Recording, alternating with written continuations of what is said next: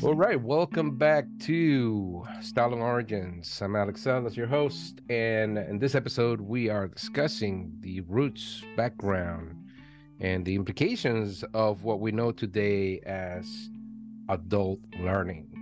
And this is a special episode because in this episode, we have an awesome guest. And our guest today is Lisa Sandonato. Lisa, Hello.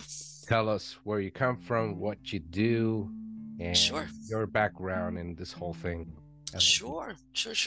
I'm an instructional design contractor, a learning strategist, and I've been in the field for about 25 years. And I am in the frigid north in Boston, Massachusetts. And I wish I could trade places with Alex right now because he's down in Florida. And I could use some sun. So thanks for having me today, Alex. Appreciate I it. know, yeah.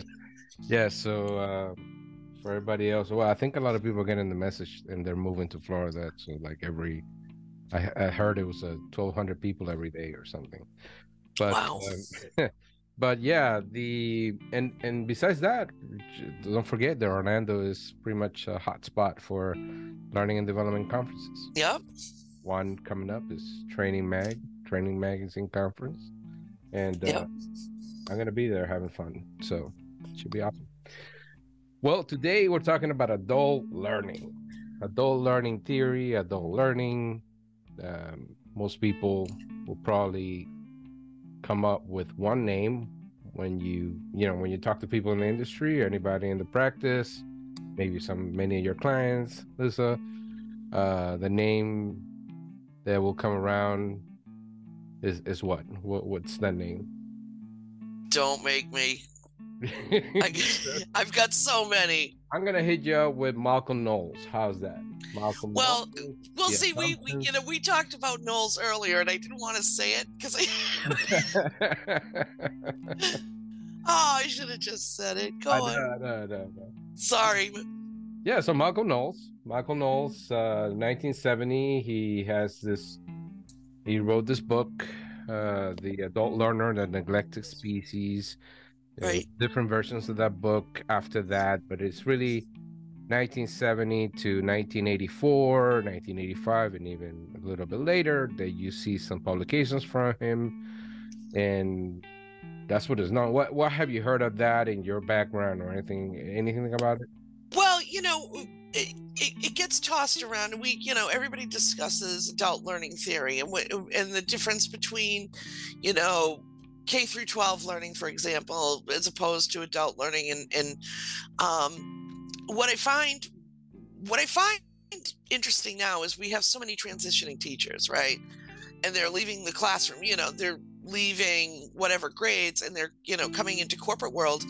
And there's a definite disparity there, right? Because we're dealing with, we're not dealing with a level playing field. And that's one of the things. People have motivators, and Knowles talks about that as well. So, kids generally don't have motivators. They have to go to school or they get in trouble. Whereas in the workplace, you have to excel at your job, or you need more knowledge to get into another role, or you have to participate in some sort of compliance-based assessment or training that needs to be proven to, like, a government or an overseer agency. So there's a definite disparity there, I think, for like folks like us. Okay. Yeah, no, and that's the primary basis for the postulation, let's say, or the positioning of the adult learning. The adults learn differently than Right. children and whatnot. And so quite interesting you mentioned that, right? Because K to 12 and whatnot, and that relationship. But the interesting thing about this, Lisa, is you ever heard of Carl Kopp? Yep. You heard of him? What do you know about Carl Kopp? Not a lot, I gotta Okay. say. I've heard of him. Yeah. He's well known for gamification stuff in the industry right now. Right. So, yeah. Bringing a dad joke, which is if you heard of Carl Cobb, have you ever heard of Alexander Cobb? They're not related, but Alexander, maybe they are. Hey, Carl, if you're listening to this, just come into the podcast. Let me know. But Alexander Cobb was a German educator, and is the first person, quote unquote, postulated, capture as expressing the need to teach kids into adulthood. So he basically brought up the term or the idea of andragogy, which is the play on words that we have here. Pedagogy comes from Greek. Paid means agogis is teaching, so teaching at kids. So pedagogy, which is the traditional format that we see today, even today in higher education, we see a lot of pedagogy, and we'll get into the deeds on that. But 1833, Cap, German school teacher, right? He writes a book about Plato's educational ideas, which begs a little bit of a question now. I think I need to go check Plato to see any of the Plato writings about learning, I guess. I mean, we know, you heard of Socrates, right? Socrates being, I guess, Yes. for teachers. I'm not really informed on this. Apologies to listeners, but I looked at more from the modern perspective, from what we know as Andragogy, 1833, Alexander Kopp. Great. Then the main reason why we have this conversation, you and I, is because when you hear Andragogy and you go to ATD circles or anywhere else, conferences, stuff like that, articles, blogs that people put out, the only thing you hear is nulls. Like, you don't hear anything else. You just hear, Right. hey, the assumptions of adult learning. Is there anything else you ever heard of, or any other approaches for adult learning that you thought about? And I don't know if I'm being sheltered or what, but generally when people discuss, in circles, like whether it be in job description, whether it be in real time when you're not on the floor, they're like, we need to apply adult learning theory to to this course, and it's like, it means so many different things to different people, and there's so many different aspects there. So like, you hear Knowles, but like, you don't really, like, unless someone like specifically has gone to some sort of, obviously has a degree in L&D or instructional design or adult learning or whatever, and they've pondered that and they've studied that, then they'll pull it out. But generally, no, it's like, here's this blanket, adult learning. Right. And so the andragogy, specifically that andragogy concept, which is teaching of adults, Right. Andragogy, broken down by the roots, the Greek and whatever, is aner, which means man, and the agogist stuff, which is teaching of man. Right. So obviously 1833 or 1965, not many people were talking about being, not being gender neutral, I guess. So a lot of things you'll hear from history will be based on men, but they meant obviously all people. And the interesting thing about that, though, is almost so to clarify for a lot of people, some people may be listening to this and maybe it's the first time they hear anything about Knowles. Like Marshall Knowles, what is that? So if you go, I have a master's in education. Not really bragging too much about that one because I found way more stuff after the fact. Right. We're having this podcast and whatnot, but it was a good startup. I pretty much consider every graduate degree. Hope nobody's upset, but I consider every graduate degree, when it comes to education or anything else, learning, instructional design related, to really be the starting point of being truly competent For sure. stuff. Whether, and I think actually that's how higher education kind of works. Like your bachelor degrees, your undergraduate degrees are like now, like, like a transition period from bringing you from stupid high school mentality, Right. Definitely a funnel Yeah, effect there. Yeah. in the general sense, right? Like there are some super salient high school students out there that probably just, I mean, we've seen the stories, people drop out of high school, become super business magnates or whatnot, or great inventors.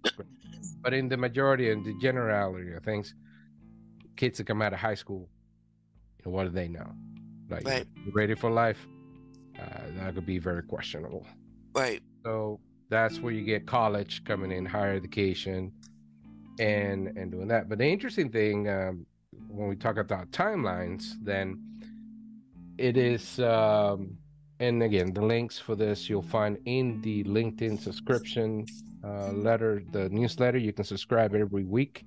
Comes out on Sundays, usually Sundays or Mondays, depending on how crazy things are. How they're feeling. And you can also find links to a lot of these documents. They have your references in the episode itself, whether you're in Spotify or any other podcasting platform. We do have an Anchor page as well, anchor.fm /StyleLearn-Origins. But there's an interesting story of a man who's known as Christian Edward Lindemann. And this is in the 1920s. So 1926 to 1927, he publishes a book known as The Meaning of Adult Education. And as I only knew about the book and finding all the other documents, and I just realized someone wrote a literature review of adult education. And it turns out that apparently it makes sense because on the background of Edward Christian Lindemann, he was a scholar, but he was actually a farm boy. He used to work on a farm. Right. His father, and through the almost like apprentice programs that were back in the 1920s, take kids or to take people out of agriculture. We had a very rapid movement. If you guys check the other episodes, like the instructor, the man, the job, that gives you a big picture of how fast we moved from an educational perspective. Because if we consider the turn of the century in 1900s, right, people were not going to high school. Like they were, right, they will hit 14 and they start working, right, stop and skip high school. And then those requirements started growing. So one of these programs took this man from the farm, and he became a sociologist scholar. He went to Germany, and there he heard about adult education and the principles of adult education. So he's the first person to bring it back to the United States. Yet, there's not a lot of credit given to this guy. So even by, I think there's maybe one mentioned by Knowles. I don't think. Maybe there's one. And then he did mention Thorndike, which is another big one, that already did a lot of the work in adult education. Yet, we don't really hear about the stuff when you go to master programs and stuff like that. So, what's the difference is the question, right? Because what's the difference? I mean, why we're saying that adult education is different than or better than pedagogy or the instruction that we have today. Higher education institutions haven't really changed. Right. It's still very institutionalized, and you're still doing the things that you did as a kid in school. Right. So what's the difference? What do you think? Well, I have a lot of thoughts on that. probably too many for this. That's why you're here. That's why I'm here. So, the difference is in delivery, and and not only the delivery of information, right? But the content of information. I used to have a boss who was like, "You're not teaching people," and I'm not sure I fully agree with this. You're not teaching people, you're training people. So this is my early days as a trainer. Yeah. It's like you're taking these people and you're getting them to an expected sort of behavior almost. A lot of the things that they already know, like you don't have to teach them how to use a computer. You don't have to teach them colors or shapes or anything. They need to know how to get to the next level. So you're giving them bits of information, not only information, but you're telling them at what benchmark that they should be performing that sort of knowledge or skill or whatever it is. And so, you know, I go back and forth with that, and I think that a lot of organizations, you know, are geared toward goal setting as far as know and do. You know, they need to know this, they need to do this. Sometimes it's we're really not gonna fuss with the background stuff or how we got here, or, you know, whatever empirical knowledge they needed to know. So I think we're definitely slimmed down on adult ed, and especially in the corporate world. I've never worked in academics, so I can't speak to that. Yeah, so obviously there's quite a bit of so the discussion itself of adult learning theory is an interesting one in the sense of humanistic approach to education. Definitely. And that's primarily, when you look at the literature, the basis of things, what people seem to be pointing at. The one thing that I found particular, then, you know, obviously Lindemann, I recommend anybody go to Amazon, get this book, The Meaning of Adult Education, because it just rings powerful and true in a lot of places. But he has a page 3.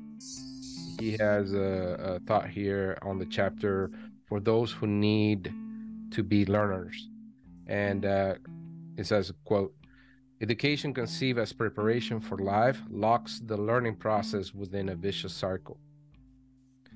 Youth educated in terms of adult ideas and taught to think of learning as a process which ends when real life begins will make no better use of intelligence than the elders who prescribe the system." Some deep words there. What do you think of that? I'm in full agreement with that. Yeah, so it's really, it's a good quote. Here's what it mentions: brief and rebellious moments occur when youth sees this fallacy clearly. But alias, the pressure of adult civilization is too great. In the end, young people fit into the pattern, succumb to the tradition of their elders, indeed become elderly minded before their time. So essentially is this critique that he's putting out here in his observations of things is that the main thing why he wrote this book is because obviously the exposure that he had in Germany, but also the experience he had here in the States going through school, like going through the program, the agriculture program that, you know, gave him college classes and whatnot, access to college.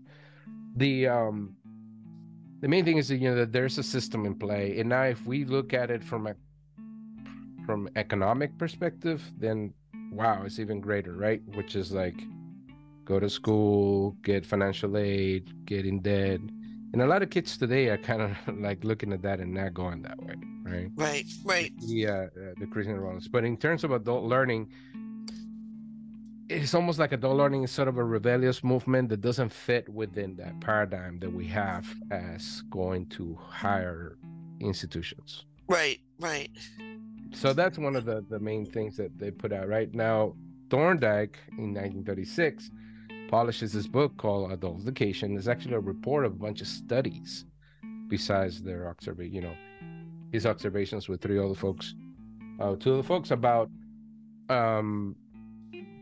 adult learning and the differences. And so the main thing with Thorndike that we see, and Thorndike is actually, a lot of people don't know this, but Thorndike was very an eminent educational psychologist at the beginning of the century. He's attributed to about two different laws, educational laws, let's say, Right. or learning laws, like the law of effect, meaning that's affecting behaviorally, that you will repeat the things that you like to do. Right. In other words, you're interested in learning something, right? Let's say your software, The what's in it for me. the process of ID, and you're going to continue to do that. You had a good experience and progress and achievement in it, so you will continue to do it. And then the law of disuse, which was there's a new law of disuse that came out like 30 years ago. But this law, the law of exercise was called, is that you practice, if you don't use it, you lose it, type of thing. Right. It's basically the weakening of now that we know of, the weakening of the cognitive structures that are set when you learn something new. If you don't practice it, right, then those you're going to lose it. lit up, and you don't. We're going to talk neuroscience now. Right, it's brain atrophy at that point. Deep today. So Lisa, we have Cobb, we have Lindemann, we have Thorndike, and in one of the main things that there are some criticisms that Thorndike puts here, that puts a lot of holes, but it's funny. The part that I find so interesting about this is that he's taking on this notion like 34 years before Knowles, and he's providing results from studies, people in different age groups. Right. So one of the main things that he found out, or he concluded at that point, is that very little is known about the changes in capacity that we have after maturity, because a lot of people, and when they say maturity, it means anybody older than 18, right? And then one thing that were like the known beliefs back then, this era, 1930s, is that this was an interesting one, and I think I want to hear your thoughts on this, but it pretty much says this, that by the time you were between 21 and 25, you got everything you needed to really know in life. Like concepts were already structured, like who you are and what you stand for, type of thing. And in learning, kind of like the same thing. What do you think of that? Well, that would suggest that you would stop learning at that point. I think that that's a good point you're making, but I'm talking about, it's more like you're setting your ways. So not that you're not at 25, you're setting your ways, yeah. When it comes to the concept of learning stuff. So in other words, as far as learning stuff, yeah, probably. I mean, you have your preferences, right? You've established a way that you like to learn, or how you like to gather and process data in your mind. Right. But like, I thought you were being more like, socially or emotionally or whatever, set in your ways. I just think that with continuing education, whether that be formal or informal, we're always learning new things. But I can see how you'd be setting your learning, like, and I'm putting that in air quotes, like your learning ways. It's like, this is how I learn best.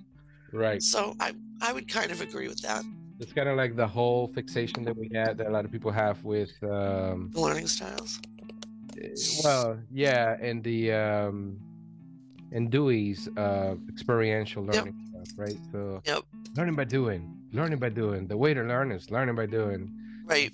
Well, yeah, but there's a context there. Like, right. Doing stuff. So and the key thing that I mean, Thorndike in 1936 already is shining a big light on all these different holes that this whole adult learning theory stuff has, which is like it's the questions that rose, right? So the questions are like, okay, are you better? I mean, they determine at that point that your memory, your physiological structures will weaken over time, and that you may learn, you continue to learn, but you're not going to learn as well. Right. Or, you know, after you're not as sharp. After 40, let's say, right? Well, at that time, we're talking 1936. Right. Today, yeah, the life expectancy was better, but yeah, and better habits and, you know, exercise, all that good stuff, right? But but here's an interesting here's a very interesting thing that I'm going to quote here for them from Thorndike, and it says, a few individuals crave so many sorts of learning that life is not long enough to satisfy them. Some learn all the way to learn by the early teens. The ordinary man or woman, under present conditions of life in America, has supplied most of his intrinsic natural demand by the early 20s. That's what I was trying to get you into. So, in other words, that there's two learning realms we have to consider here. Right. Concepts, right? There's the learning you want to do, which is the learning that, you know, you just do it. Nobody's telling you to do it. You got to talk. Right. What about the challenge that we have in learning and development is that you're not dealing with that type of learning. You're dealing with the organization needs you to learn this. Right. Right. So you're telling an adult, hey, we need you to learn. So I think a lot of that, it's also weakened by lack of communication, leadership, that type of message not being direct for companies. So so then he continues to say, thereafter, so after the 20s, after you're drained out of your intrinsic, you know, right. juice, as they say, thereafter, he restricts learning to matters which are to his economic advantage or which meet desires evoked by new situations, like the emergency of war or the invention of the radio, or which gratify desires which were thwarted in youth. In other words, things you didn't get to do as a young person. Right. Now you can right. go try. Like, for example, if you were poor and could never buy a guitar, now that you make money and you're an adult, you might say, you know what, I'm going to go learn the guitar. Yep. In the competition with other ways of spending time, learning weakens relatively year by year as we satisfy one craving after another of those which need more attention. So this is figured out in 1936. So we're done. Yeah. what are we talking here? Like, what? Right. Anyway, so it's interesting then because, you know, if we go then forward in the 60s, there's this world conference. There was a second world conference of adult learning. Didn't know anything about this. This was going on. We weren't invited. Yeah, weren't invited. Bunch of countries getting together, people from different countries and higher ed and everything else. And but Knowles was not part of that. So Knowles comes into the play in 1970, pretty much, with that. So we're talking, what's that, 50 years? 57? Right. So Knowles tells us then his assumptions, and the assumptions are that you know, adults have a self-concept, right? So you know who you are, and that goes back to that being in your 20s and figuring out your intrinsic stuff. So, you know, he does give Thorndike somewhat of a reference, let's say, credit in there, but I mean, he's ignoring a lot of other stuff. It almost seems on purpose. Now, I'm just making an educated guess. Maybe I'm wrong, but you see this a lot in academia, just like you see it in consultants. Like you're a Who says it consultant. louder or who says it? Yeah. Yeah, exactly. Because says it louder. Say that again. That's a good one. What was that? It really boils down to really that. It's, so many inventions, so many theories, and so many practices. Someone may, push the cart down the hill, but then someone jumps in and wins the race at the end. So yeah, I don't know. That's an analogy that. So yeah, no, you're right. And so they're in conjunction with Knowles. Then you have another guy, Mesereau. And Mesereau is the one that brings in a lot of the transformational aspects of, because he was researching women coming back to school. So that's the key thing. That's another part, that key lesson, or big motivator, or big pivotal fact here of why we have the conversation of adult education is because the practice, and I will say, I want to link it now to that emergency fleet corporation movement. That 1919, the war. Remember, Thorndike is saying like a war or something creates the need, right? Right. So at that time, people are not going to school, or maybe, or one, some are, but not many. It's not the normal thing as today. We have to build all this stuff, all the ships, and they get a very successful training program. One of the most successful training programs. The two most successful training programs in history are that one and the TWI, the Training of the Industry. And I think I want to connect it there because, what's his name? Charles Allen, he's bringing in Herbartian steps that he modified. So the Friedrich Harbart, which is like another, this German guy's got it down, I'm telling you.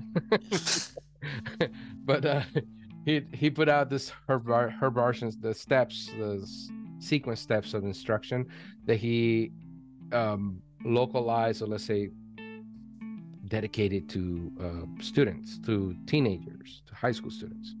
So there was Cap bringing up the idea that we needed to do that. Then this other guy, Herbert, comes out with this concurrently, or maybe a little bit after. I double check notes, but then that brings us to Charles Allen in 1919, incorporating those steps, which are basically just saying, I'm going to show you how this works. Then you're going to show me how it works, right? Then you're going to do one. I'm gonna watch you, and you've seen this in many other different, like the military has this stuff too, which is like one, do one, teach one. Right. That's a real way to get people to. Yeah. We do. We do similar. We use a similar formula as well in corporate. Okay, what's that? So it's the same thing. It's see one, do one, and teach back, and we see it in systems, or when we do breakout rooms and things like that. So like the modality may change a little bit. Maybe we're not drilling, we're not riveting planes or whatever, but maybe we're showing someone some new software. But I think that those tenets apply to also adult learning, because we want them to get out of the classroom and be able to build a plane or make a spreadsheet or whatever it is. Yeah, no, correct. So one thing after the fact, after what's his name, Knowles, later on when he writes things, he kind of the way they looked at him and the criticisms that people looked at things was that this were pretty much there's a conference where Knowles is in, and he's bringing up, that's the first time, this is in 1973 or something like that. I think one of the first times that he brings up his book, right, the first book, which is the adult the adult learner, a neglected species. And so later on, he kind of gives into the idea that people are not self-directed. pretty much the self-direction is one of the key components of adulthood. Right. Right. So that was his principle when he came out in the 70s. And that is, the self-concept that you know who you are, self-direction, that you will pursue learning on your own time, intrinsically, you can learn independently, basically is what it is. Right. You can see how that goes against, college education and stuff like that, right? Because the professor needs to be lecturing and giving, providing the knowledge. There's that sense of sort of a authority or whatever. Right. But he then gives into the notions and some of the criticisms, which is like, that's an assumption, we're making an assumption. I'm pretty sure you run into a lot of adults that behave like kids when it comes to learning. Oh yeah. Right? Oh yeah. But it's individualistic. I mean, like, I think people's thirst for learning varies person by person. Right. Even in university, you get the folks that are right up front with the professor, and they want to get every second out of learning, and then you've got the people sitting in the back that stumble and drunk from the night before, and the same thing happens in the office. It's like, I'm going to sit here in your training class, but I'm going to be on my phone all day and not pay attention, or I'm just going to click through whatever training it is. And it's like, but ultimately adults are driven as, why am I spending my time on this? Right. And I think that to his point, it's like the whole fulfillment of what's in it for me, right? How am I going to gain from this? And I think adults put that more in the forefront than say younger people will. Right. The interesting thought is, like, thinking of the situations and contexts as this happened, because it's like people, and obviously you and I know from LinkedIn, that this is it's a cemetery of ideals, right? Like, where everybody puts all this great ideals, but no argument there. Whoever practiced the thing that everybody's putting out there, right? Right. So I think the positive things that we see from this notion of adult learning, is the switch from a pedagogical approach of teaching to being more facilitative. So being like the teacher per se becomes part of the group and it's a facilitator. Right. Rather helping. So the difference that he noted was, instead of telling someone what to do, helping them realize how to do it. Yep. So there's a progression. That's the main thing. So when you meet someone, when you meet the learner, we're used to working in standards, sort of. Right. So it's like, everybody's the same, and everybody needs to get from point A to point B, right? So this is where you are today. If you're doing things right, actually, from a curricular perspective, you establish that gap, right? Which is the gap analysis, which is like, this is the current state, this is the future state, right? And this is what we're missing. This is why. Right. This is why we need to do this. But the interesting piece is, you mentioned some of the things you mentioned are pretty much some, let's say, signs of environments that are not conducive for adult learning per se. So like the people sitting in the back, they're avoiding, right? They're like, right, sit back here and chill. I don't have to participate, whatever. I'm not going to be active in this learning. Teacher's pet, right there, jumping into it. So, so it's a complex, very complicated thing. There are so many variables and individual differences. You know what? Can I interrupt you for a second? Because you said something just a little bit earlier than right now. You used the term facilitator. Uh-huh. And you and I think, have been in the industry for about the same amount of time. In the beginning, it was trainer, right? It was always trainer. You're a trainer. You're a trainer. Yeah. And then as we've evolved, you've seen the trainer title or the nomenclature be changed to facilitator. Yeah. And I think that that's because of the involvement. I just wanted to point that out. And I'm sitting here going, we don't call them trainers anymore. We call them facilitators. Well, so I see you there, and I say yes, but I also say no, only because I think what we have in this industry, there's a lot of marketing, right? Right. A lot of marketing terms being flipped around for, I don't know, but it seems to be, to me, seems more like I think the commercial side of the industry is what keeps it from doing anything special forward. Right. Meaning is we need to keep you on the content development bubble. Right. We keep you there. So how do we keep you there? Well, we show you more stuff like, stuff to develop stuff, right? So like right. education, yeah, that's all development. That has nothing to do with performance achievement and all that stuff, or right. micro learning. That's still content development. You're not, that's content development.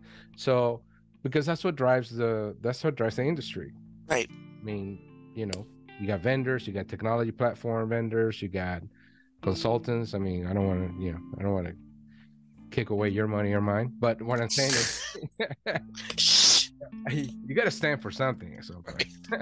So no, so what I like, what you mentioned, I say no because in some respect, because there's still the title trainer out there, but I think what didn't change is the conceptual notion. Yes. So in other words, now being a trainer is somewhat less of being a facilitator. Yeah. So if you say facilitator, you're in an elevated status of a trainer, in a way. But sometimes when you look at facilitators, many times, it's an art to it. There's an art and a science. And I think the art of it is more of a drawing in people and having conversations. So talent development eats up facilitation because it used to be ILT. Remember, instructor-led training. Right. That meant, hey, we got something to do. You got to go from point A from point B. Let's go, right? The worst case scenario for trainers, or the worst example, I think, for trainers and instructors, is the purveying of information by lecture, by the lecture, right? Which means the trainer's there sitting and explaining concepts and describing things. And that should not be the case. Right. In comparison with this adult learning stuff that we're talking about. The idea should be that, the ideal, because again, it really, the criticisms of adult learning have been about that. There's that, this is beautiful. This is a beautiful ideal, but it's not reality. Right. Meaning that the learning, you're saying the adult learning is self-directed. Well, that's not the case most of the time. People need direction. Some people need hand holding. Some people need this. Some people need that. Can you get them there? Sure, you can get them there. The second thing is self-concept and stuff. Well, yeah, they may or may not. Who knows? People have a social role. That was recognized back in the 1930s. Yeah, you have a social role. You have to. That back then, the role was the people that are coming back to evening schools. Right. They didn't go to high school, right? So they work, and then when they needed to learn a new machinery or they needed to know something to get promoted, they went back to night school, and that was a concept, right. All right, so we got all that. Cool. So today, look at the trainer. You say trainer, and it kind of seems to hint us, and there were wonderful trainers out there, but it seems to hint at the label of, oh yeah, you just delivering. Yeah.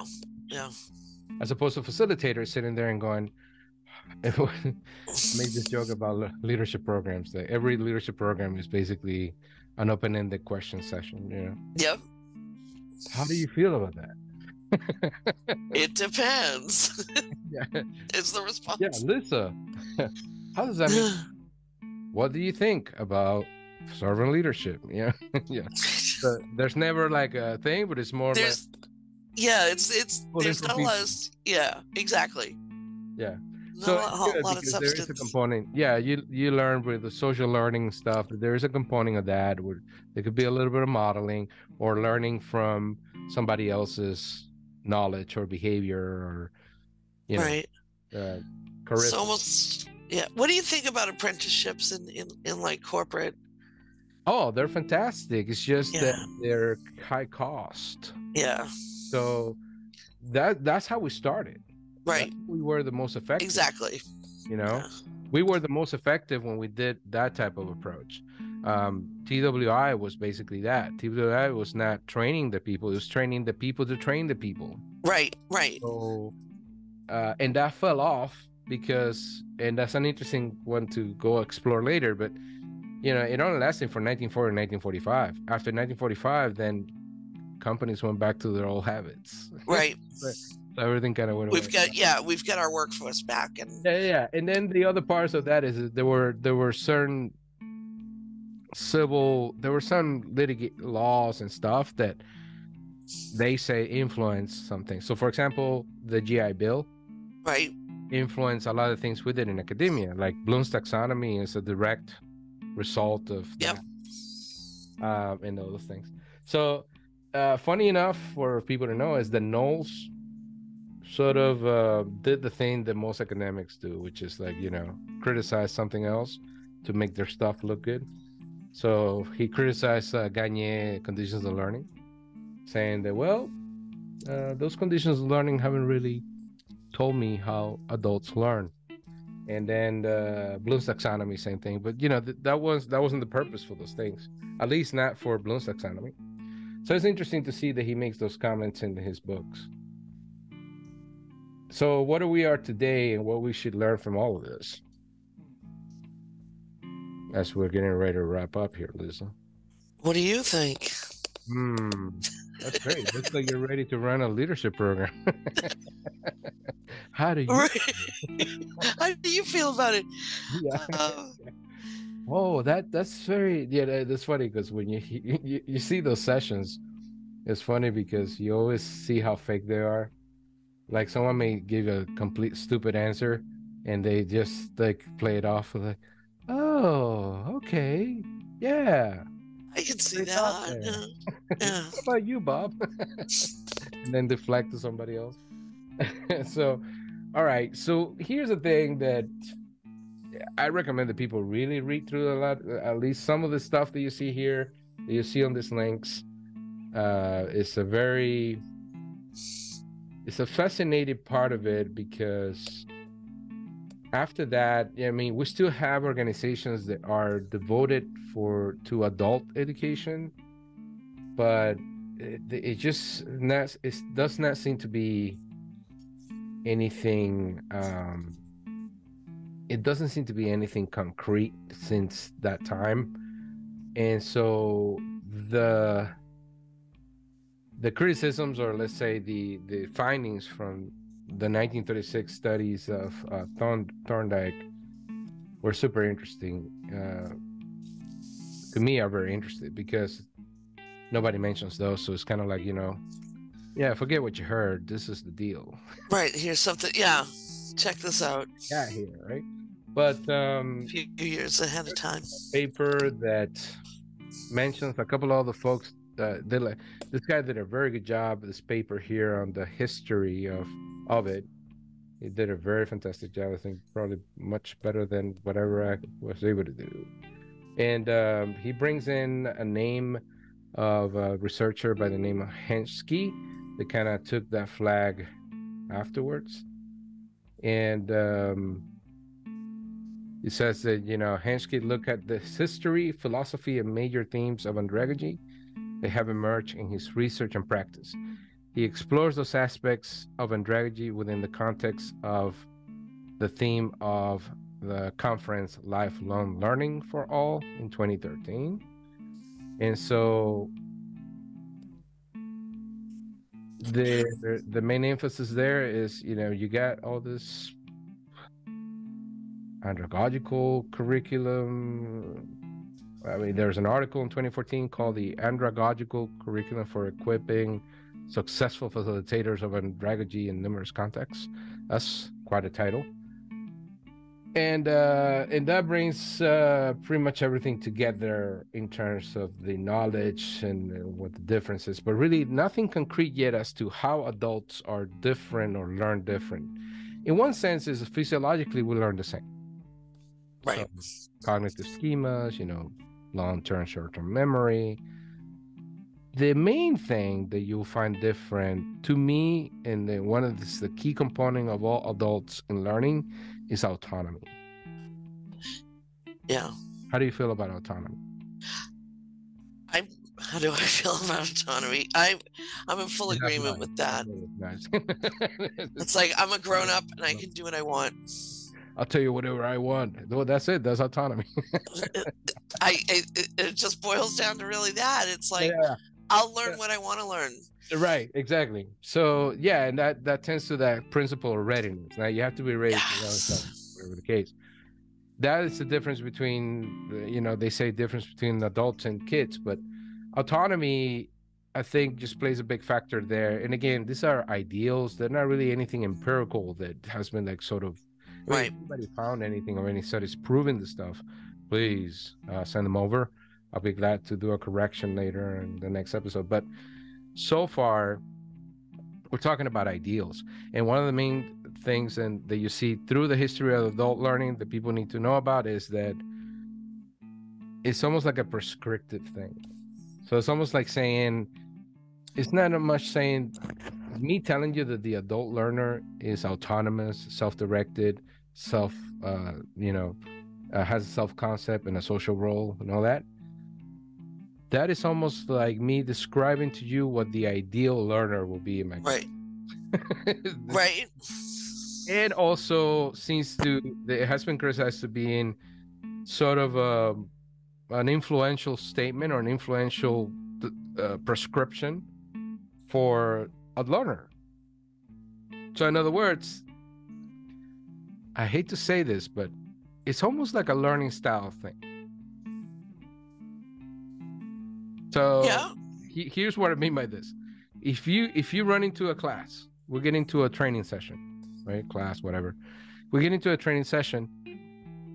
You might start a training session and I think I've seen this, where an instructor may bring up this adult learning, right? Like, yeah.